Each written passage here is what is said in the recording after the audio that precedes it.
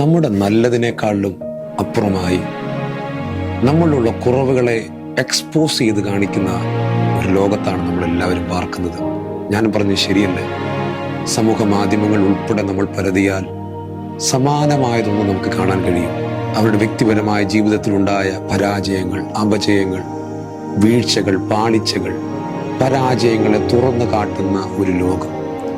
യേശു കർത്താവിൻ്റെ മുമ്പിലും സമാനമായ ഒരു സാഹചര്യം കടന്നു വന്നു.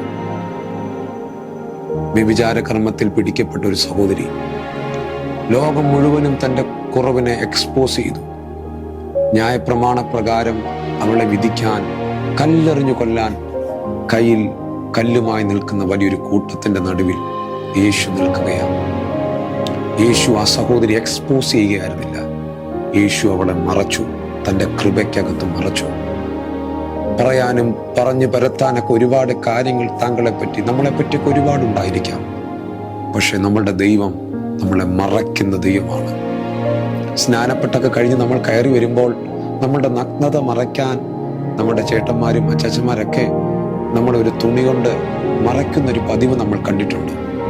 പക്ഷേ അതൊക്കെ മാറിപ്പോകുന്നൊരു സമയങ്ങളൊക്കെ ഉണ്ട്. എന്നാൽ യേശു ഒരുവനെ മറച്ചാൽ, ഒരുവന്റെ കുറവിനെ മറച്ചാൽ, ഒരുവന്റെ വീഴ്ചയെ മറച്ചാൽ അത് എന്നേക്കുമായിരിക്കും. അതിനെ പിന്നെ എക്സ്പോസ് ചെയ്യാൻ ആർക്കും കഴിയത്തില്ല. ഹൃദയത്തിൽ, ജീവിതത്തിൽ വലിയൊരു വീഴ്ച സംഭവിച്ച ഒരു വ്യക്തിയാണ് ദൈവത്തിൻ്റെ ദാസനായ, ഒട്ടനവധിയായ സങ്കീർത്തനങ്ങൾ എഴുതിയ ദൈവത്തിൻ്റെ ദാസൻ ദാവീദ്. വലിയൊരു പരാജയമുണ്ടായി.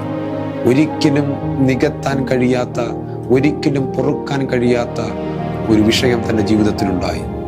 എന്നാൽ താൻ ദൈവസന്നിധിയിൽ താണിരുന്ന് പ്രാർത്ഥിച്ചപ്പോൾ ദൈവത്തിൻ്റെ ഹൃദയപ്രകാരമുള്ള മനുഷ്യൻ എന്നുള്ള ആ ഒരു ടൈറ്റിലിന് താൻ ഉടമയായി മാറി. ലോകം എത്ര എക്സ്പോസ് ചെയ്തോട്ടെ, എത്ര വീഴ്ചകൾ താങ്കളുടെ ജീവിതത്തിലും സംഭവിച്ചോട്ടെ, അതൊന്നും ശരിയെന്നല്ല ഞാൻ പറയുന്നത്. അതൊക്കെ ചെയ്തത് നന്നായി എന്നല്ല ഞാൻ പറയുന്നത്. ഒന്ന് മടങ്ങി വരാൻ തയ്യാറാണോ? തെറ്റുകളിലേക്ക് വീണ്ടും ചുവടുവെക്കാതെ മടങ്ങി വന്ന് കർത്താവിൻ്റെ നല്ല പൈതലായി ജീവിക്കാൻ തയ്യാറാണോ?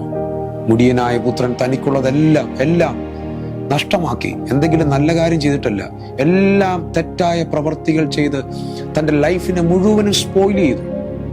നമ്മുടെ ഒരു സംസാരത്തിനകത്ത് ഒരിക്കലും അദ്ദേഹത്തിന് അക്സെപ്റ്റ് ചെയ്യാൻ പറ്റത്തില്ല.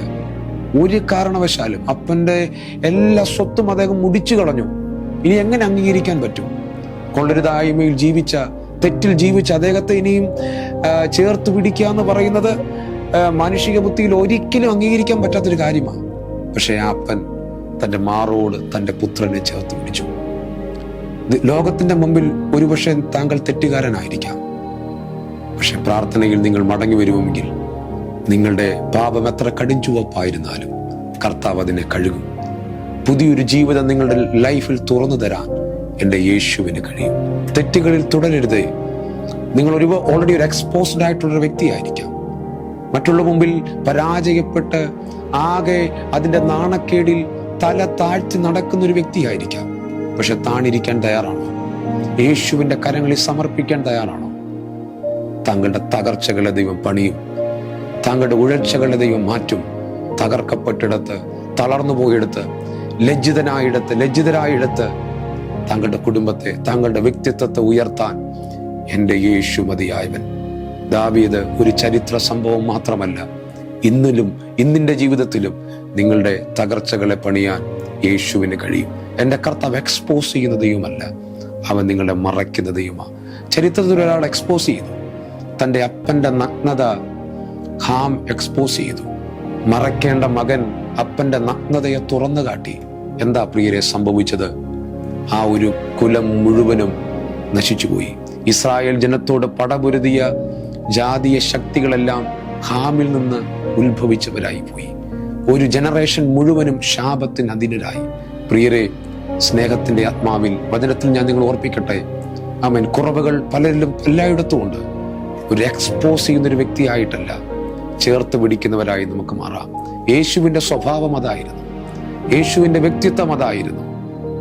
അതുകൊണ്ട് നമുക്ക് ചേർത്ത് പിടിക്കാം. തുറന്നു കാട്ടിയവൻ്റെ ഒരു കുടുംബം മുഴുവൻ, ഒരു തലമുറ മുഴുവനും പരാജയപ്പെട്ടപ്പോൾ അപ്പൻ്റെ നഗ്നത മറച്ച ശേമും യാഫേത്തും ദൈവത്താൽ മാനിക്കപ്പെട്ടു. ദൈവിക അനുഗ്രഹങ്ങൾ അവരുടെ ലൈഫിനകത്തുണ്ടായി. പ്രിയരെ, നമുക്ക് ചേർത്ത് പിടിക്കാം. നഗ്നതയെ തുറന്നു കാട്ടുന്നവരായിട്ടല്ല, മറ്റുള്ളവരുടെ കുറവുകളെ എക്സ്പോസ് ചെയ്യുന്നവരായിട്ടല്ല. അവരോട് നമുക്ക് ക്ഷമിക്കാം, അവർക്കായി നമുക്ക് പ്രാർത്ഥിക്കാം. അങ്ങനെ നിങ്ങൾ മറ്റുള്ള മുമ്പിൽ ദ്വേഷിക്കപ്പെട്ടവരായി, നിന്ദിക്കപ്പെട്ടവരായി തുടരുന്നെങ്കിൽ നിങ്ങളെ പണിതെടുക്കാൻ യേശുവിന് കഴിയും. തകർക്കപ്പെട്ടിടത്ത്, നിന്ദിക്കപ്പെട്ടിടത്ത് നിങ്ങളൊരു അത്ഭുതമാക്കി മാറ്റാൻ യേശുവിൻ്റെ കരത്തിന് ഇന്നും ശക്തിയുണ്ട്. അവൻ്റെ കരങ്ങളിൽ താണിരിക്കുക. നിങ്ങളുടെ ഹൃദയത്തിൻ്റെ മുറിവുകളെ അവൻ അറിയുന്നു. ദൈവം നിങ്ങളെ മാനിപ്പാൻ വിശ്വസ്തൻ. നിങ്ങളുടെ ഇന്നലകളെ മറക്കത്തക്കവണ്ണം നിങ്ങളുടെ നാളകളെ എൻ്റെ യേശു ഒരു ഉന്നതിയിലേക്ക് നയിക്കും. God bless you.